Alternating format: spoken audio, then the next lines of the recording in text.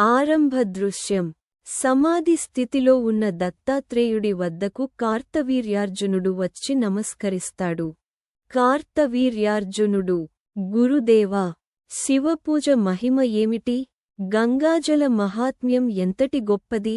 దయచేసి వివరించండి. ఆరంభ దృశ్యం. సమాధి స్థితిలో ఉన్న దత్తాత్రేయుడి వద్దకు కార్తవీర్యార్జునుడు వచ్చి నమస్కరిస్తాడు.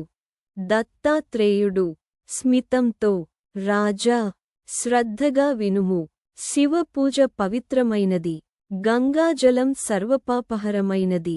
వాటి మహిమను ఉదాహరణలతో చెప్పుదును. శ్రీరాముని ఉదాహరణ. దత్తాత్రేయుడు: లంక యుద్ధానికి ముందు శ్రీరాముడు సముద్రంపై వారధి కట్టించుటకు ముందుగా శివలింగాన్ని ప్రతిష్ఠించి భక్తితో శివుడును ధ్యానించాడు. శ్రీరాముని ఉదాహరణ. శ్రీరాముడు ప్రార్థనలో: ఓ మహాదేవా, నీ ఆశీర్వాదంతో ఈ సముద్రాన్ని దాటి రావణునిపై విజయాన్ని సాధించునట్లు కటాక్షించుము. శ్రీరాముని ఉదాహరణ. దత్తాత్రేయుడు: శివానుగ్రహంతో రాముడు సముద్రం దాటి రావణుని సంహరించాడు. హనుమంతుని భక్తి. దత్తాత్రేయుడు: అలానే హనుమంతుడు సముద్రాన్ని దాటే ముందు శివుని ధ్యానించి రామునికి నమస్కరించి అపారమైన బలాన్ని సంపాదించాడు. హనుమంతుని భక్తి. హనుమంతుడు: ఓ శంకరా, ఓ రామా, మీ అనుగ్రహంతో ఈ కార్యం సఫలమగునుగాక. హనుమంతుని భక్తి. దత్తాత్రేయుడు: అలా భక్తి వల్ల అతడు సముద్రాన్ని దాటగలిగాడు. అర్జునుని విశ్వాసం. దత్తాత్రేయుడు: మహాభారత యుద్ధానికి ముందు అర్జునుడు కూడా శివపూజ చేసి యుద్ధరంగంలో ప్రవేశించాడు. అర్జునుని విశ్వాసం. అర్జునుడు: ఓ మహేశ్వరా, నీ కృపలేక యుద్ధంలో జయం సాధ్యం కాదు. అర్జునుని విశ్వాసం. దత్తాత్రేయుడు: అతడు కూడా శివకృపతో విజయాన్ని పొందాడు.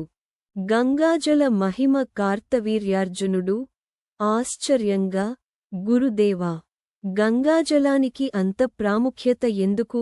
గంగాజల మహిమ. దత్తాత్రేయుడు: రాజా, గంగాజలం విష్ణుమూర్తి పాదముల నుండి పుట్టి శివుడు శిరస్సుమీద ప్రవహించిన పవిత్ర జలం. అందుకే అది సర్వపాపహరమైనది. గంగలో స్నానం చేసినచో మహాపాపములు కూడా హరిస్తాయి.